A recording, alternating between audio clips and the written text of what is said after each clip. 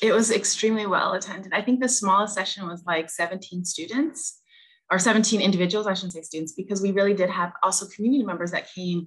I had the opportunity on Saturday to attend one of the sessions called My Community Doesn't Look Like Me, which was another great session. One of our graduate fellows in PEPSL proposed and did this, and we had a number of student teachers coming from Connecticut to participate in that. And so people drove from Connecticut to be on campus with us.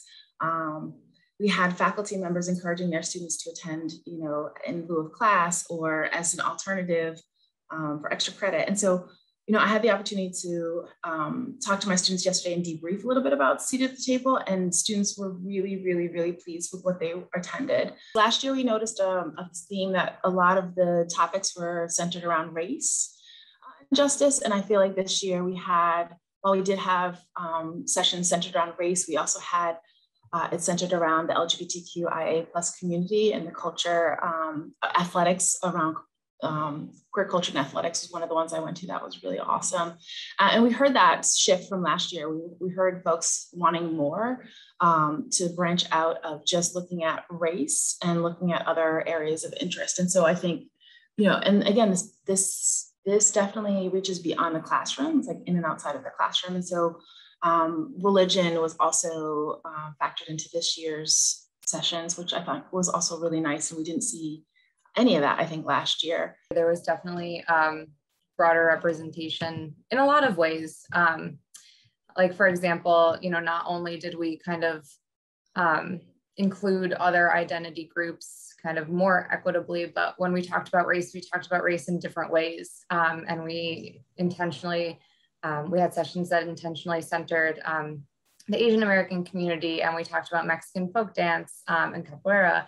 And so we looked at race, you know, from these other perspectives and these other kind of cultural groups. We also included, I think there was a greater emphasis on ability, and there was also a greater emphasis on class, and not only those things in isolation, but how they intersect with some of the other issues that we talked about, including identity and power, of course, and society.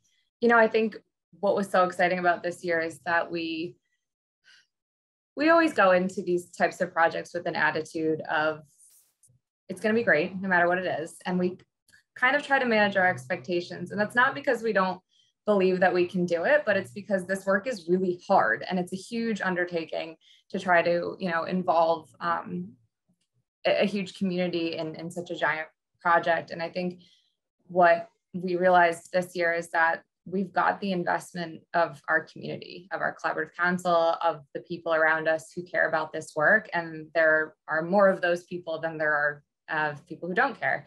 And because of that passion and that commitment, this thing kind of took off this year differently than it did last year. People were waiting for it, people were anticipating it, people were looking for it, asking about it, and also reaching out to say, this was great last time, I want to be involved and I want to have my hands on this. And in that way, it's kind of like self-sustaining because it's important, and because the people make sure, you know, that it is sustained. And that just, I mean, that was a really beautiful thing to witness, I think, and of course, really helpful, and really grateful for those people that showed up. We used our collaborative council, which is a group of individuals that are campus-wide, ranging from admissions to the counseling center. We have, you know, faculty, staff, and students that volunteered with us. We have our community partners. There are several of those folks that we listed. To name a couple would be, you know, Arise for Social Justice, for example, Young Women's Initiative in Springfield. And I want to acknowledge, because earlier there were so many people to name, but I do want to acknowledge the Office of Communication, Academic Success Center, our Office of Multicultural Affairs, Inclusion and Community Engagement, Office of Technology, Information Technology also was really key in helping us with streaming things. Of course, the President's Office, and so many other folks. Spiritual Life and Leadership and Service were also key in helping and assisting. And so yeah, that in terms of our campus community, I want to acknowledge those folks too.